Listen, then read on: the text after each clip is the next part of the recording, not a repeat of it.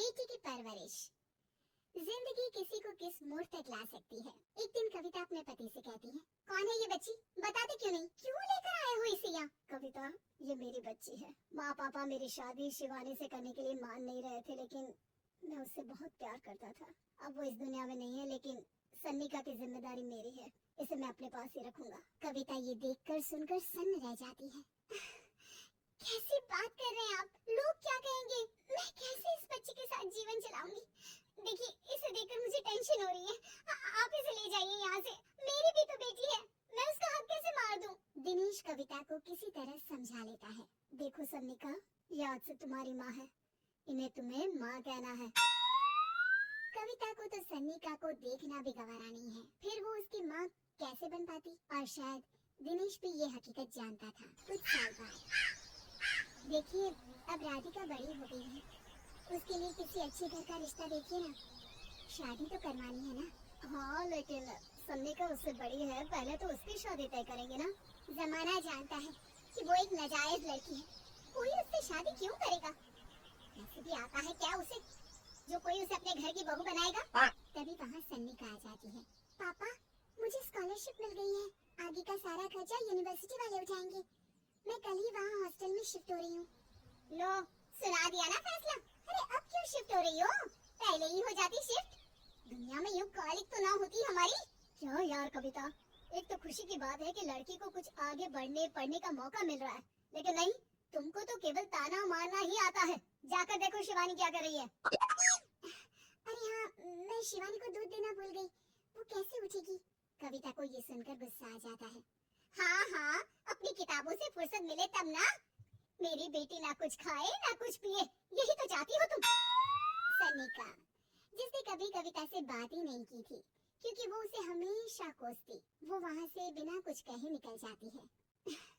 खाना तो पूरा बन गया, अब जाकर आराम से पैकिंग करती हूँ, कल वक्त से निकल जाऊंगी। देखिए जी, वैसे तो ये लड़की मुझे एक आंख पसंद नहीं, अपने कमरे में पैकिंग कर रही है। अरे मुझसे तो कभी बात ही नहीं करती। आप साफ साफ बोल दीजिए उसे कि घर से जाएगी तो सारा काम कौन करेगा? उसकी माँ। माँ का नाम सुनकर सन्निका भी वहाँ आ जाती है। नहीं, वो कैसे करेंगी? वो तो मर गई है ना।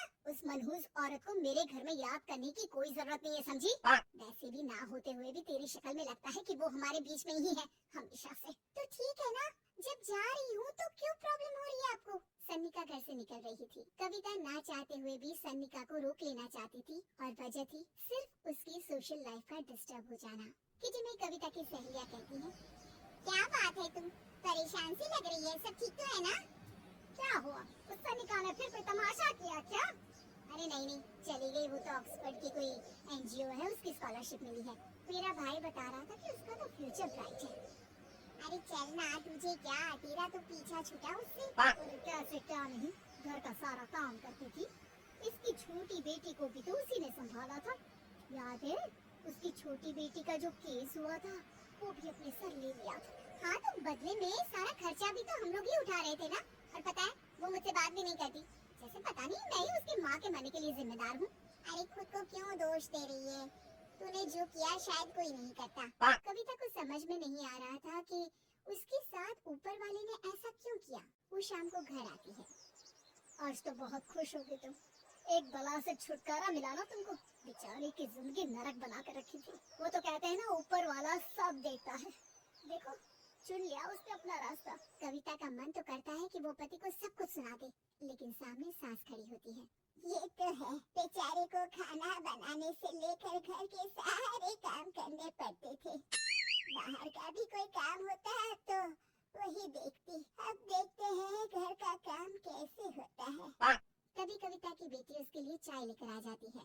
लो माँ चाय, कैसे रही किट्टी? अच्छी थी बेटा, खाने में कुछ बनाया है क्या? हाँ, सन्निका दीदी जैसी ही सब्जी बना दी है, आप रोटी बना लो। और हाँ, कल मैं चली जाऊंगी इलेक्ट्रिक बिल और राशन लाने के लिए। अच्छा अच्छा, पैसे मैं दे दूंगी। सन्निका कार्ड दे गई है ना? हाँ माँ, एक कार्ड तो देकर गई है। अरे चोर नहीं थी वो, मेरे बेटे का ही खून है।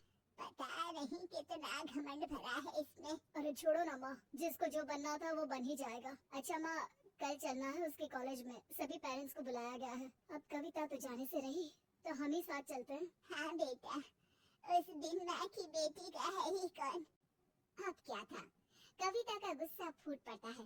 आप लोगों के जैसे तो इंसान नहीं देखे मैंने। अरे मेरे सामने ही अपनी नाजायज बेटी को लाकर बिठा दिया। रोज मैं उसे देखती तो एहसास होता कि कैसे आपने मुझे इतना बड़ा धोखा दिया। जरा सोचिए तो, अगर ऐसा ही कुछ मैंने किया होता तो। अरे रहने दे, क्या नहीं किया तूने उसके बदले में।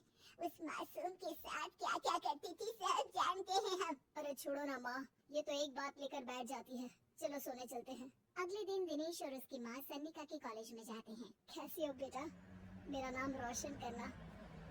जरूर पापा, ये ले बेटा पैसे रख ले। नहीं, वो कविता ने काट दिया है। अरे बेटा, वो माँ है तुम्हारी, उसका नाम क्यों लेती हो? अरे हटाओ भी, क्या ही क्या है उसने इसके लिए, क्यों माँ बोले? तभी वहाँ सन्निका की टीचर आ जाती है। सन्निका की माँ नहीं आई? जी नहीं, वो घर में बेटी है ना, सबका एक साथ आना तो मुमकिन नहीं था, तो उन्हें भेज देते। हम सभी उनसे मिलना चाहते हैं, मानना पड़ेगा। बहुत अच्छी तरह से पाला है उन्होंने अपनी बेटी को।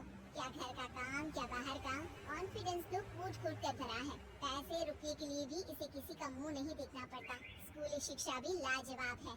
पिता और दादी को एहसास होता है कि जिस कविता के पालन पोषण पर उन्हें हमेशा से शक रहा, वो सन्निका के भविष्य के लिए किसी वरदान जैसा साबित हुआ।